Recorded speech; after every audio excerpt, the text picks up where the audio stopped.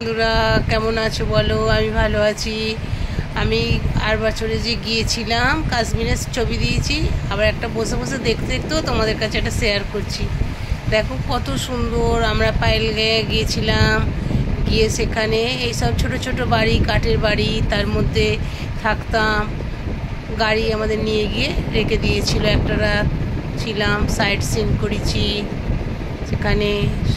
তারপরে বাড়িগুলো দেখো খুব সুন্দর, এত সুন্দর নয় কি বলবো তোমাদের। তাই বসে বসে ছবিগুলো সবসময় দেখি, দেখতে দেখতে অনেক কথা মনে করছি। কত তখন ঘুরেছি, হেঁটে হেঁটে সব ঘুরেছে দাদা আমি যখন জানালা দিয়ে দেখছি স্নোফলস হচ্ছিল, খুব সুন্দর লাগছিল দেখতে দেখতে। আবার স্নোফলস বন্ধ হয়ে গেল।